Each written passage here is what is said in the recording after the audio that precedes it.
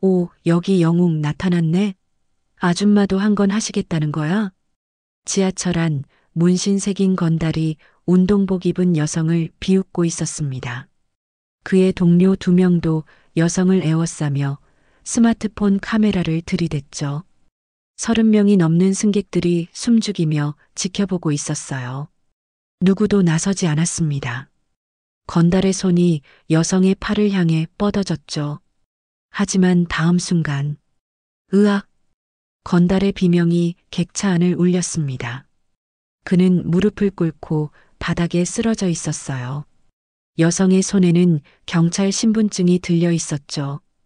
경찰입니다. 당신들은 현행범으로 체포됩니다. 대체 무슨 일이 있었던 걸까요? 평범해 보였던 이 여성은 누구였을까요? 그리고 건달들은 왜 그녀를 건드려서는 안 되었을까요? 이 모든 이야기는 1시간 전 평범한 퇴근길 지하철에서 시작되었습니다.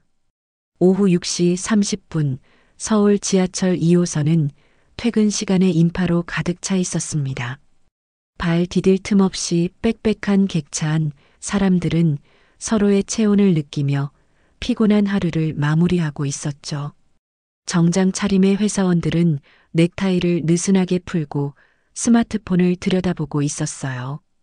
학생들은 무거운 가방을 어깨에 맨 채 졸음과 싸우고 있었습니다. 주부들은 장바구니를 손에 든 채 다음 역을 기다리며 서 있었고요. 노인들은 노약자석에 앉아 창밖을 바라보거나 눈을 감고 쉬고 있었습니다. 지하철은 규칙적인 소음을 내며 어둠 속 터널을 달려가고 있었어요. 신림역에 도착하자 승강장 문이 열렸습니다. 그때 3명의 젊은 남성이 큰 소리로 떠들며 객차 안으로 들어왔어요. 맨 앞에 남자는 팔뚝에 문신이 선명하게 드러나 있었고 목에는 굵은 금목걸이가 빛나고 있었습니다. 그의 뒤를 따르는 두 남자도 화려한 액세서리로 치장하고 있었죠. 세 사람은 주변을 의식하지 않은 채 거친 욕설이 섞인 대화를 나누며 웃어댔어요. 야, 오늘 재미 좀 볼까?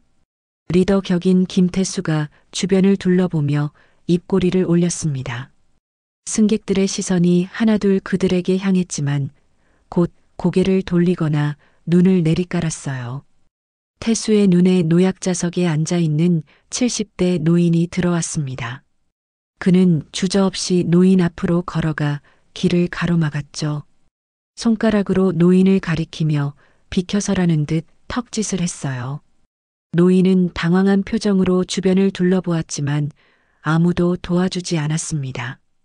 결국 노인은 천천히 일어나 손잡이를 붙잡고 옆으로 비켜섰죠. 태수와 그의 일행은 만족스러운 표호로 노약자석에 떡하니 앉았습니다.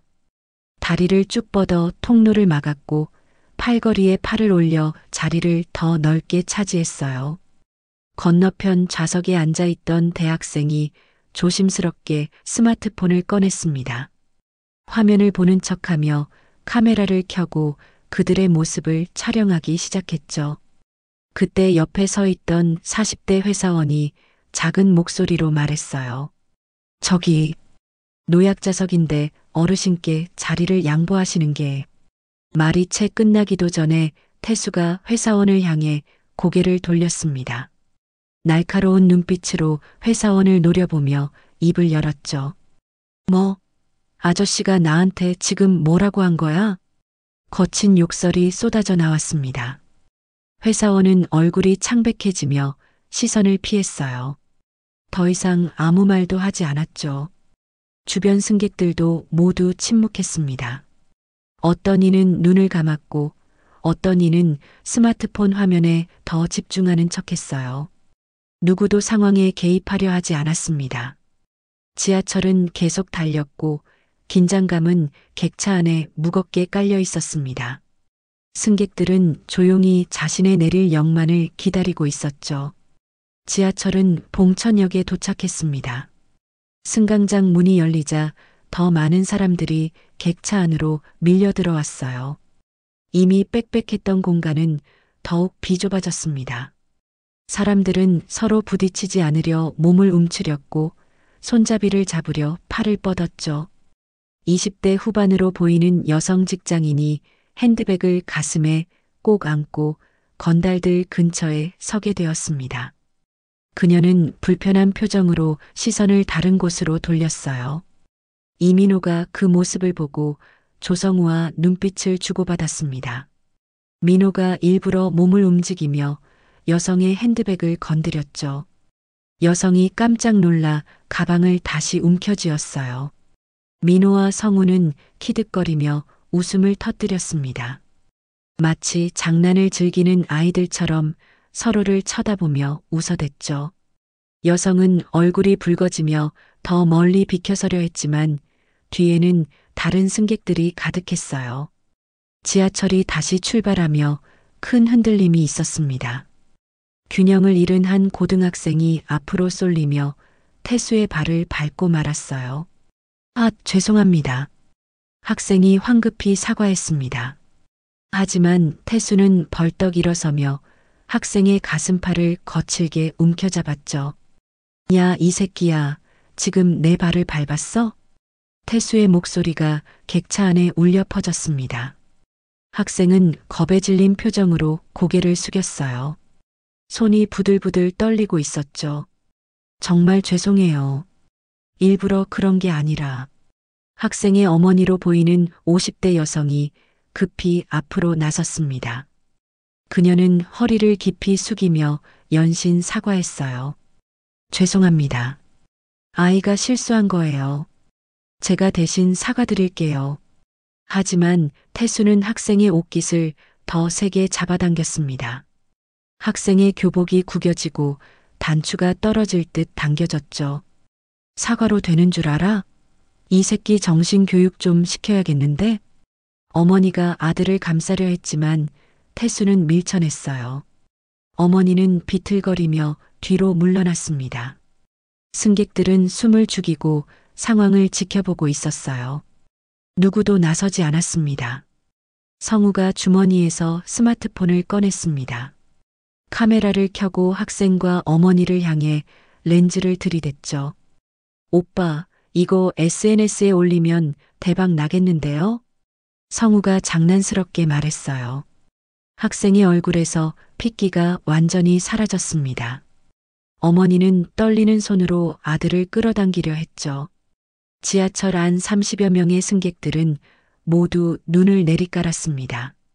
어떤 이는 창밖을 바라보았고 어떤 이는 휴대폰 화면만 뚫어져라 쳐다보았어요. 작은 한숨 소리와 혀를 차는 소리가 여기저기서 들렸지만 그뿐이었습니다. 구석 좌석 근처에 서 있던 70대 노인이 천천히 손을 뻗었습니다. 벽면에 있는 비상벨을 누르려는 것이었죠. 하지만 민호가 재빨리 노인의 손목을 붙잡았어요. 할아버지, 쓸데없는 짓 하지 마세요. 민호의 목소리는 낮았지만 위협적이었습니다. 노인은 힘없이 손을 거두었어요. 그때 객차 구석에서 한 사람이 상황을 조용히 지켜보고 있었습니다. 회색 운동복을 입은 30대 여성이었죠. 박지원은 침착한 표정으로 건달들의 얼굴을 하나하나 기억하고 있었습니다.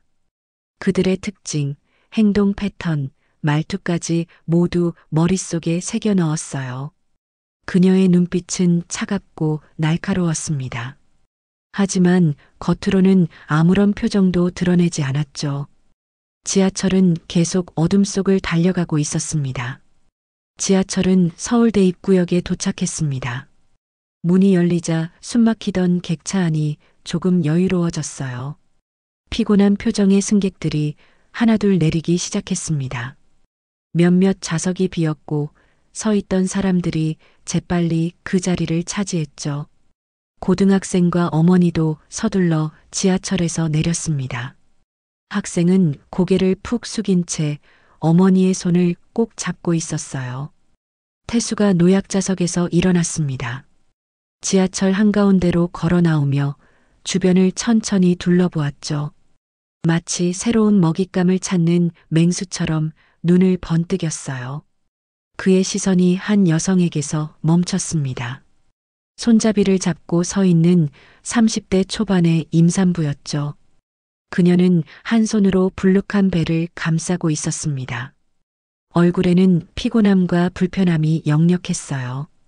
태수가 민호와 성우에게 눈짓을 보냈습니다. 세 사람은 천천히 임산부 쪽으로 이동했죠. 임산부를 중심으로 삼각형을 그리듯 에워쌌어요. 민호가 임산부 바로 앞에 섰고 성우는 옆에 바짝 붙어 섰습니다. 태수는 뒤에서 임산부를 내려다보았죠. 여기 좀 답답한데? 민호가 일부러 큰 소리로 말했습니다. 임산부는 불편한 표정으로 몸을 뒤로 빼려 했어요.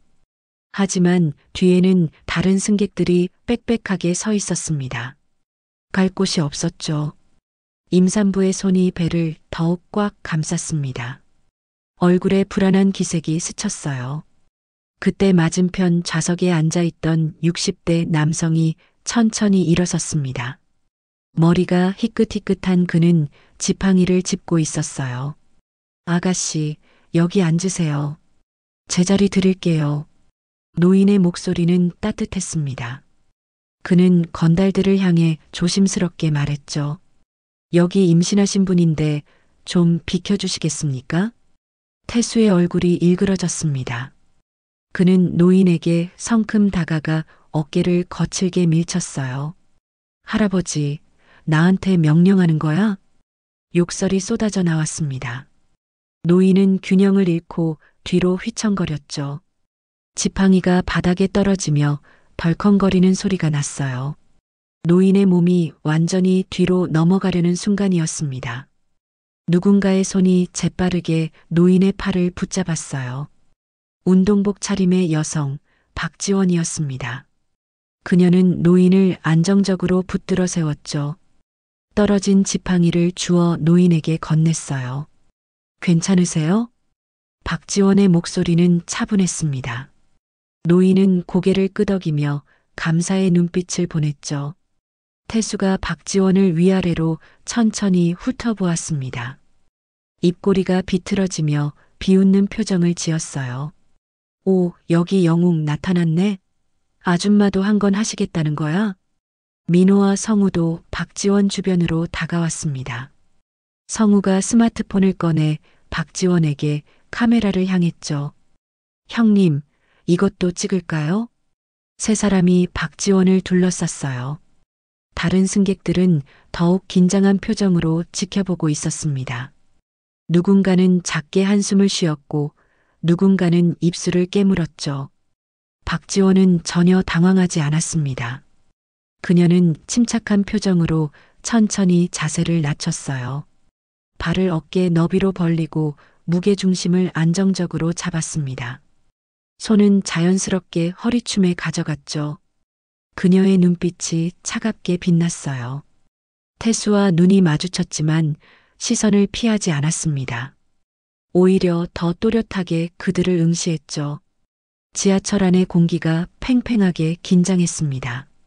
승객들은 숨소리조차 내지 않으려는 듯 조용했어요. 무언가 곧 일어날 것 같은 예감이 객차 안을 가득 채웠습니다.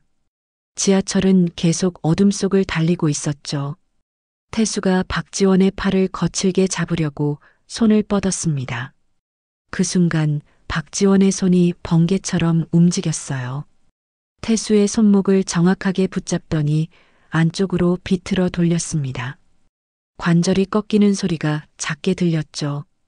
으악! 태수의 비명이 객차 안에 울려 퍼졌습니다. 그는 고통을 참지 못하고 무릎을 꿇었어요. 얼굴이 일그러지고 식은땀이 이마에 맺혔습니다. 승객들이 일제히 고개를 들었죠. 모두의 시선이 한 곳으로 쏠렸어요. 박지원은 재킷 안주머니에서 검은색 지갑을 꺼냈습니다. 펼쳐 보이는 그것은 경찰 신분증이었죠.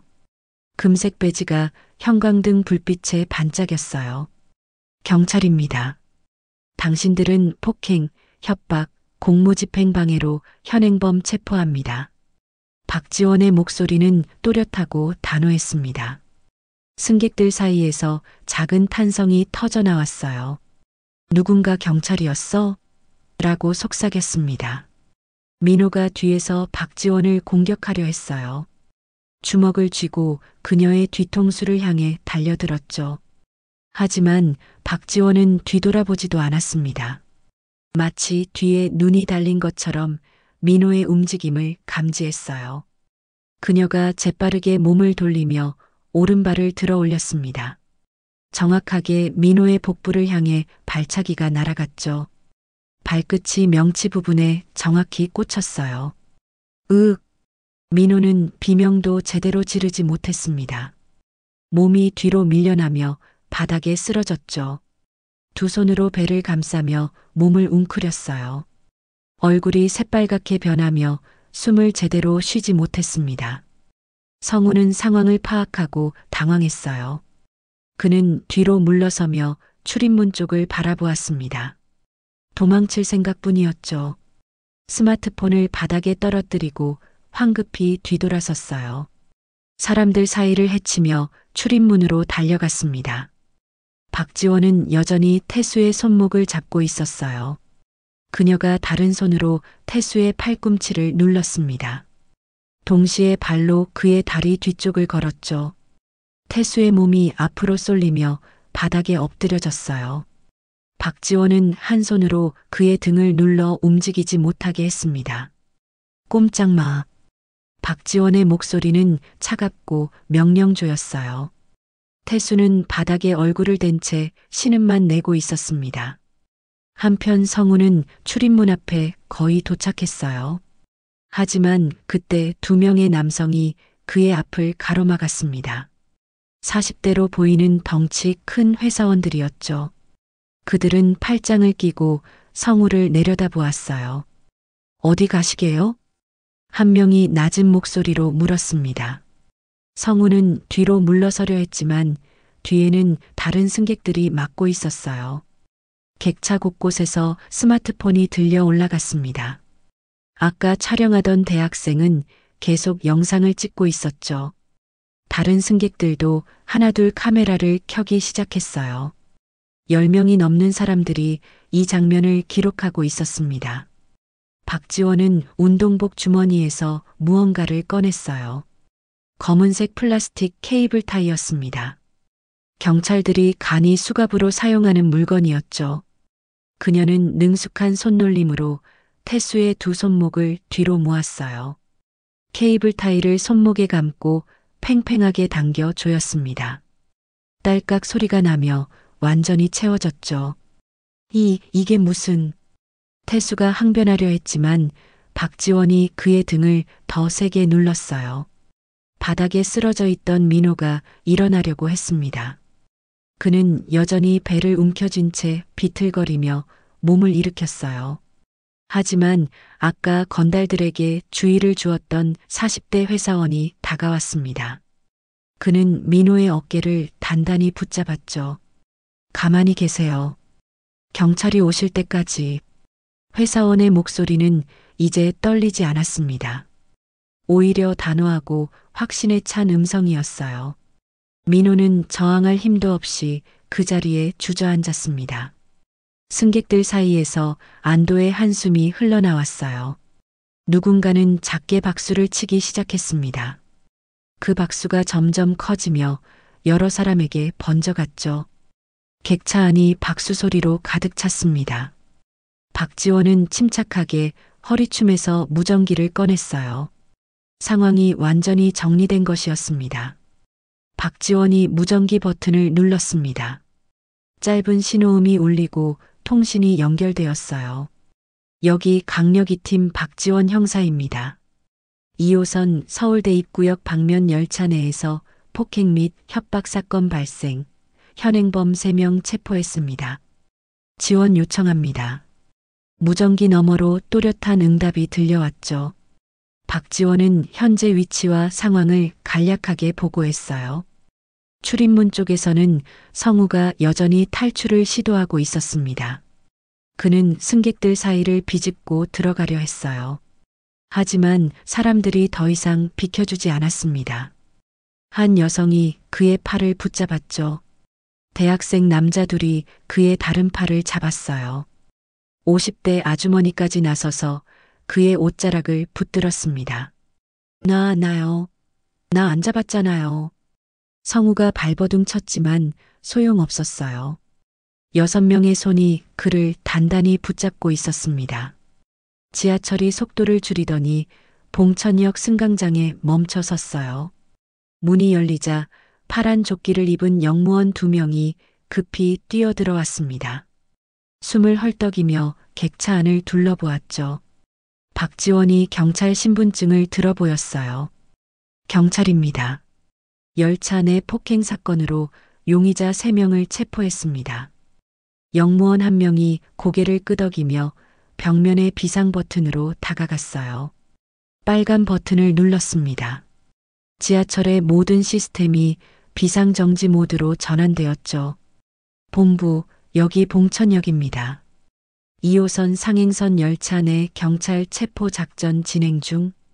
열차 정차 조치 완료했습니다. 다른 영무원이 무전기로 상황을 보고했어요. 박지원은 바닥에 주저앉아 있는 민호에게 다가갔습니다. 그는 여전히 배를 감싸고 신음하고 있었죠. 박지원이 주머니에서 2번째 케이블 타이를 꺼냈어요.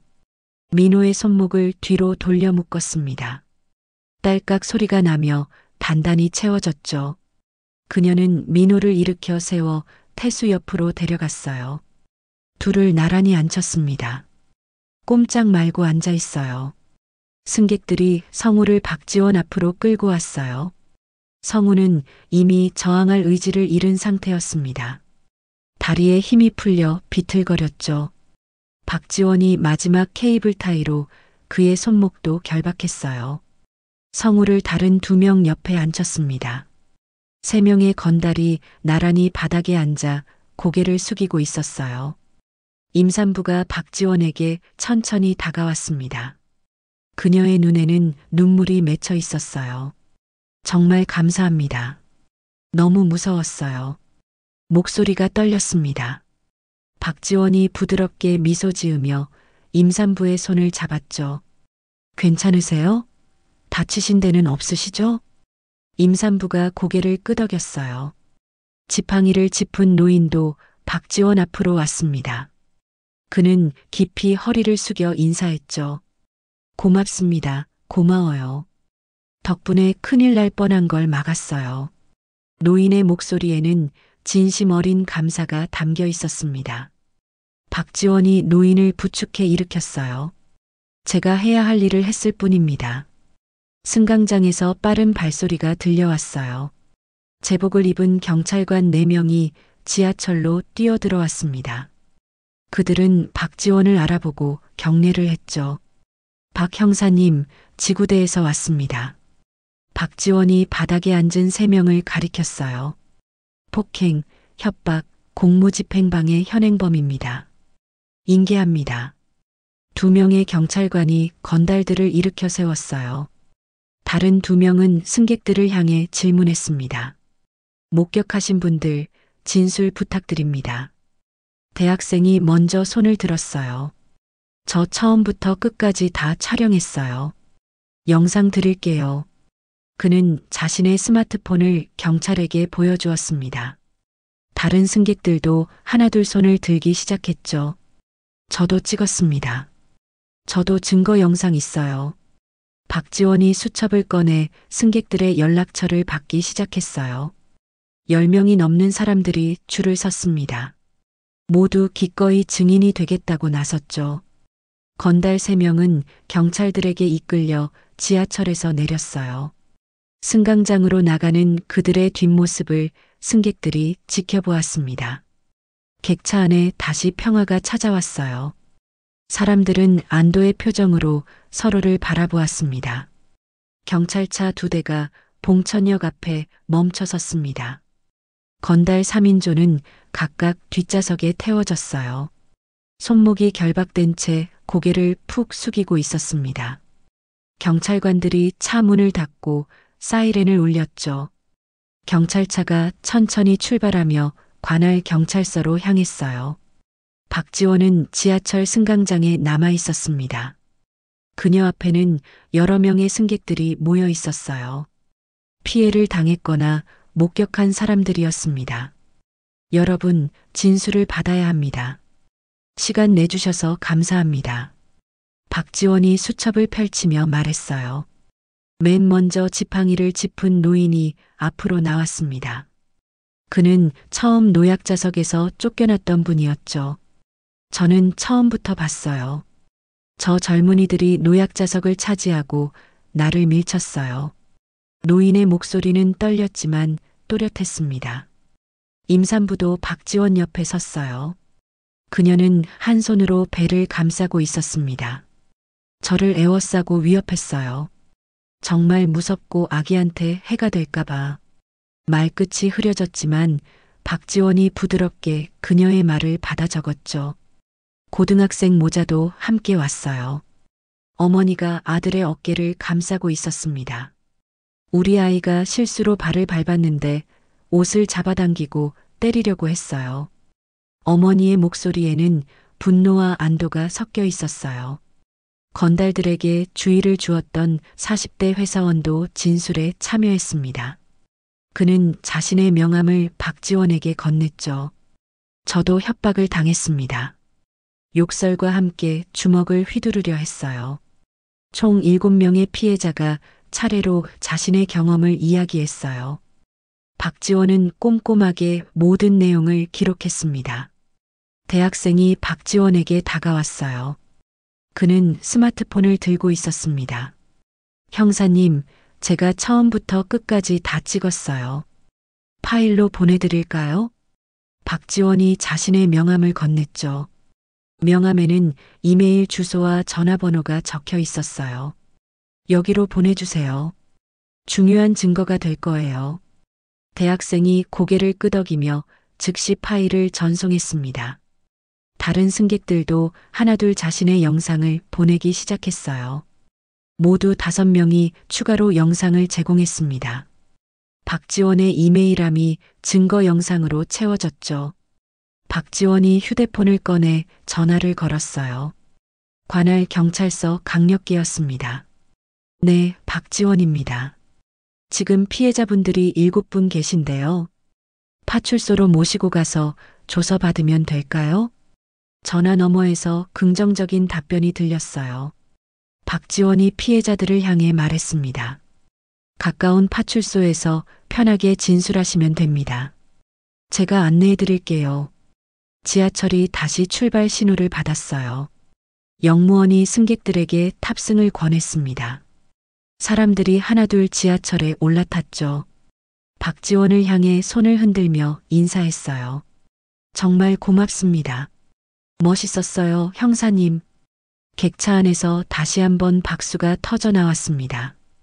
박지원이 손을 들어 화답했어요. 지하철 문이 닫히고 열차는 다음 역으로 출발했습니다. 박지원은 피해자들과 함께 봉천역을 빠져나왔어요.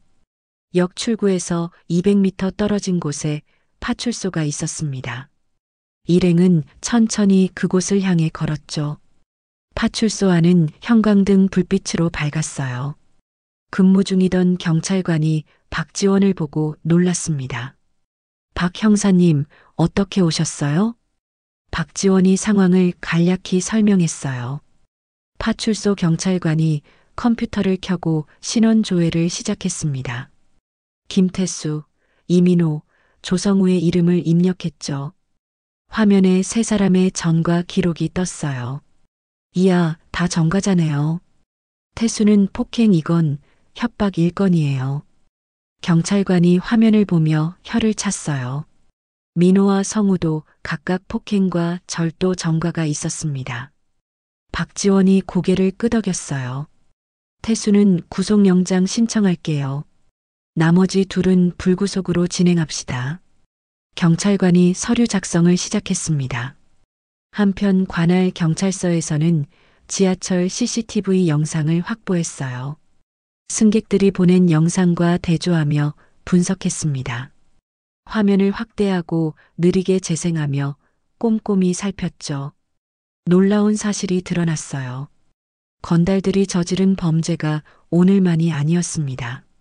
노인 폭행, 여성 희롱, 재물 손괴까지 총 10건이 넘는 추가 혐의가 포착되었어요.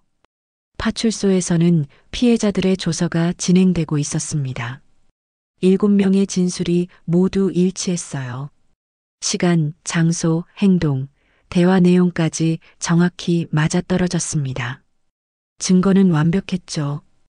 벽시계를 보니 오후 10시였어요. 마지막 피해자의 조서가 끝났습니다. 박지원이 서류를 정리하며 일어섰어요. 모두 수고하셨습니다. 집에 가서 푹 쉬세요. 피해자들이 하나씩 파출소를 나갔어요. 박지원도 가방을 메고 문을 열었습니다. 밤 공기가 차갑게 얼굴을 스쳤죠. 긴 하루가 끝나가고 있었어요. 다음 날 아침 서울은 평소처럼 분주했습니다. 하지만 인터넷 세상은 한 가지 이야기로 들끓고 있었어요. 지하철에서 찍힌 영상이 SNS를 통해 순식간에 퍼져나갔습니다. 대학생이 처음 올린 영상은 밤사이 10만 조회수를 넘었죠. 사람들이 댓글을 달고 공유하며 영상은 계속 확산되었어요. 이게 진짜 경찰이지. 멋있다. 진짜 멋있어. 저런 분이 우리 세금으로 일해주시는구나. 댓글창은 찬사로 가득했습니다. 영상을 본 다른 사람들도 자신이 찍은 영상을 올리기 시작했어요. 같은 사건을 다른 각도에서 찍은 영상들이 쏟아졌죠. 순식간에 여러 개의 영상이 유튜브, 인스타그램, 트위터에 올라왔습니다. 주요 포털 사이트 실시간 검색어 1위에 지하철 여경이 올랐어요. 2위는 참교육 여경찰, 3위는 봉천역 사건이었습니다. 뉴스 사이트들도 빠르게 기사를 쏟아냈죠. 클릭수는 계속 올라갔고 영상 조회수도 기하급수적으로 증가했어요. 오전 9시 박지원이 경찰서 강력계 사무실로 출근했습니다. 평소처럼 검은색 정장을 입고 가방을 들고 있었어요. 사무실 문을 열자 동료 형사들이 일제히 고개를 돌렸습니다. 박 형사님, 대박이에요. 젊은 형사 한 명이 손뼉을 치며 달려왔어요. 다른 동료들도 하나둘 자리에서 일어났습니다. 어제 지하철에서 건달들 제압한 거 봤어요. 진짜 멋있던데요? 30대 남자 형사가 엄지손가락을 치켜 세웠죠. 우리 팀 에이스답네요. 역시 무술대회 3연속 우승자. 여자 형사가 웃으며 말했습니다. 사무실이 박수 소리로 가득 찼어요. 박지원은 조금 쑥스러운 표정으로 손을 저었습니다. 그냥 제 일을 했을 뿐이에요. 그녀가 자리에 앉으려는 순간 전화벨이 울렸어요. 팀장실에서 걸려온 전화였습니다. 박 형사, 서장님이 찾으세요. 지금 당장 올라오래요. 박지원이 가방을 내려놓고 3층 서장실로 향했습니다. 복도를 지나가는 동안 만나는 경찰관마다 그녀에게 인사했어요. 모두 미소를 지으며 고개를 끄덕였죠. 서장실 문을 두드리자 안에서 들어오라는 소리가 들렸어요.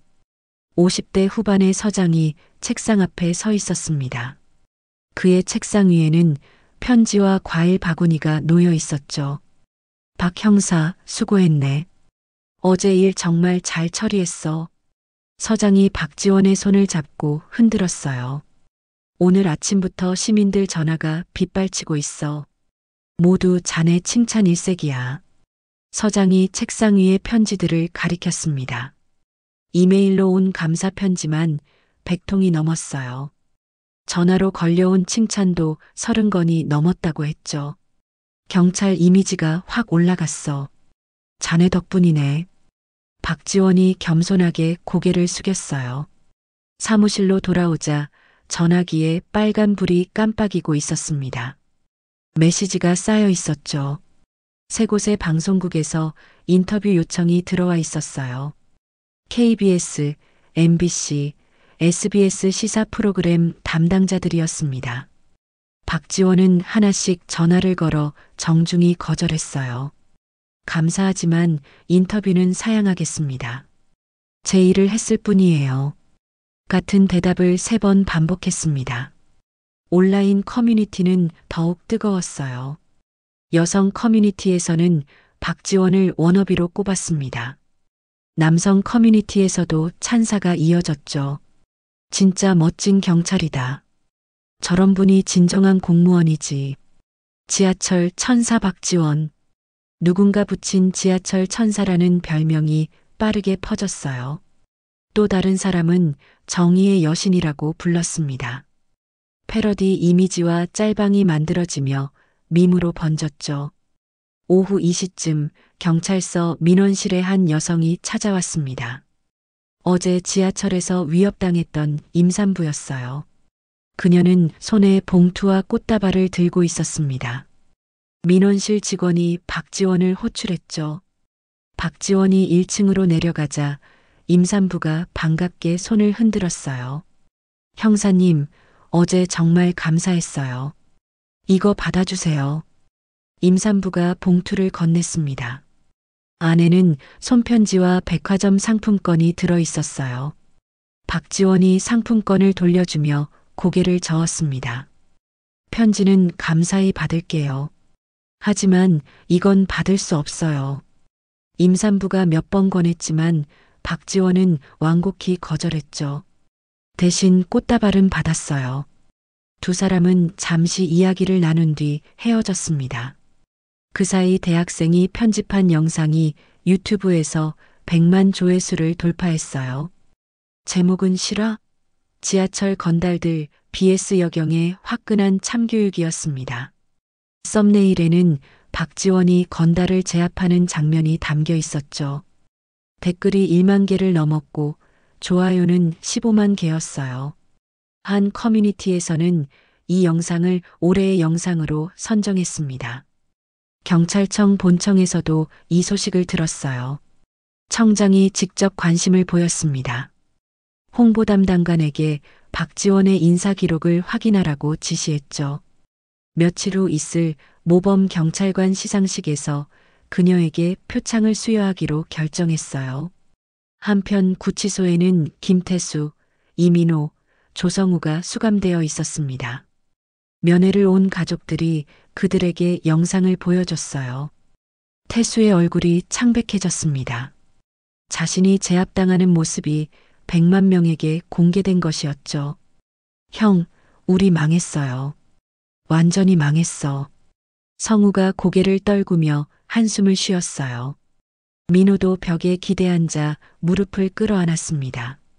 세 사람은 자신들의 어리석음을 뼈저리게 후회했죠. 박지원은 사무실로 돌아와 책상 앞에 앉았어요. 컴퓨터를 켜고 새로 들어온 사건 파일을 열었습니다. 강도 사건 보고서였죠.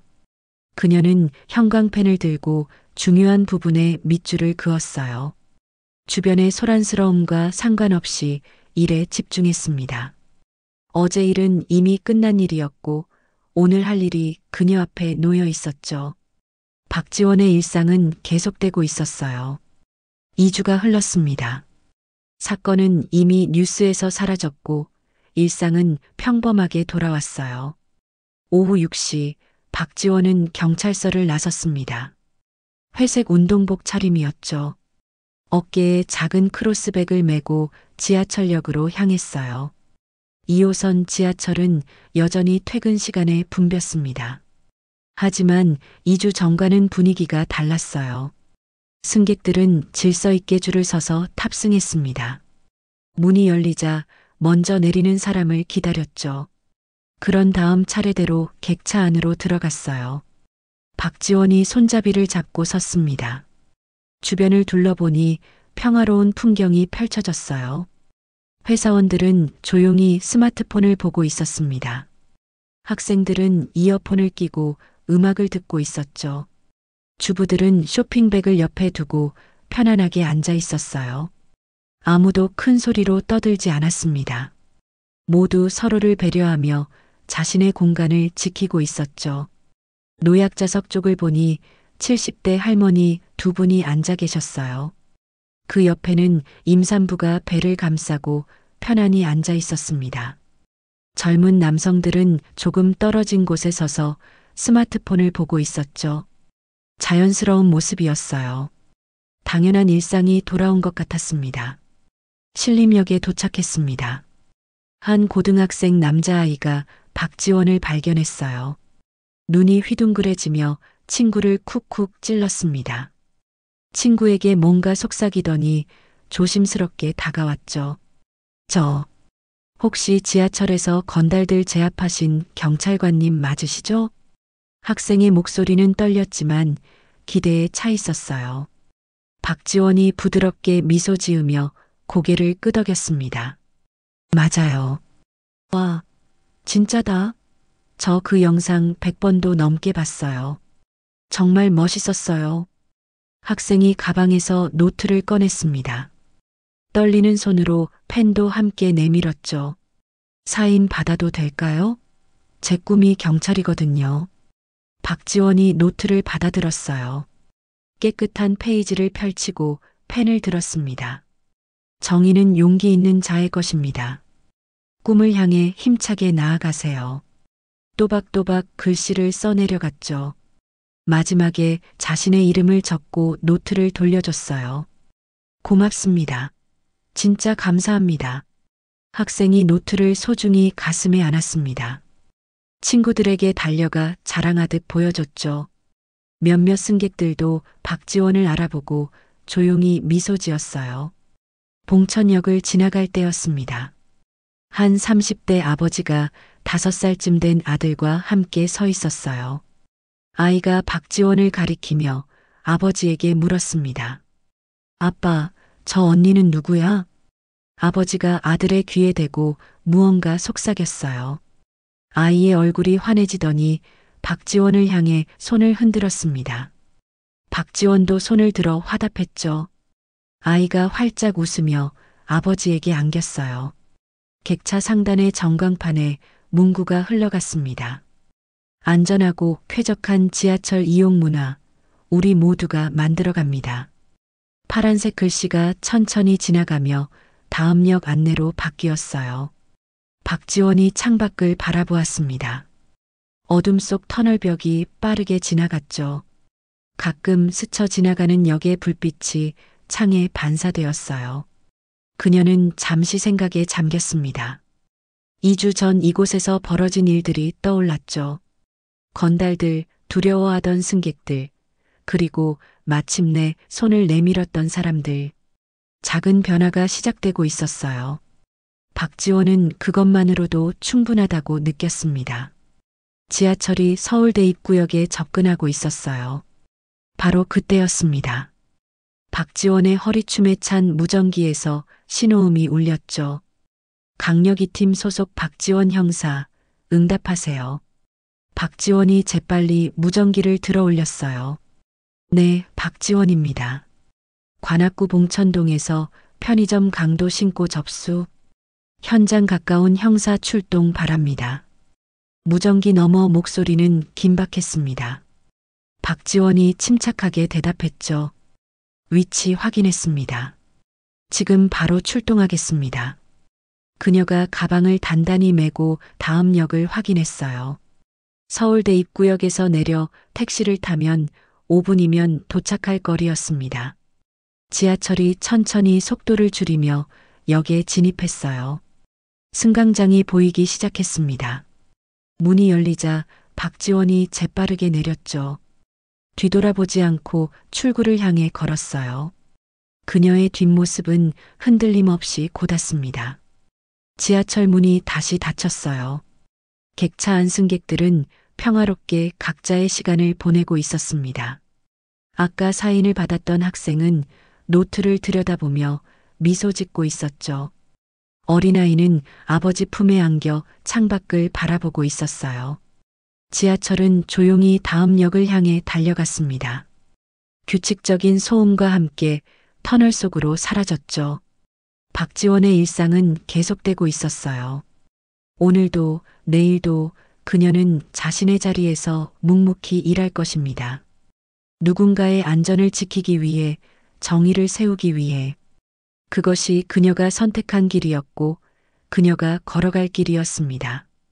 박지원 형사의 이야기 어떠셨나요? 우리 주변에는 이렇게 묵묵히 자신의 자리에서 정의를 지키는 분들이 계십니다.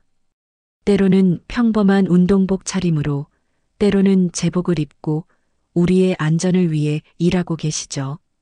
여러분도 불의를 목격했을 때 용기 내어 한 발짝 나설 수 있기를 바랍니다. 작은 용기가 모여 더 안전한 세상을 만들어 갑니다. 이 영상이 도움이 되셨다면 좋아요 버튼으로 응원해 주세요. 구독과 알림 설정을 해두시면 더 많은 감동적인 이야기를 만나보실 수 있습니다. 댓글로 여러분의 생각도 들려주세요. 당신이라면 이 상황에서 어떻게 하셨을까요? 다음에도 더 좋은 이야기로 찾아뵙겠습니다. 시청해 주셔서 감사합니다.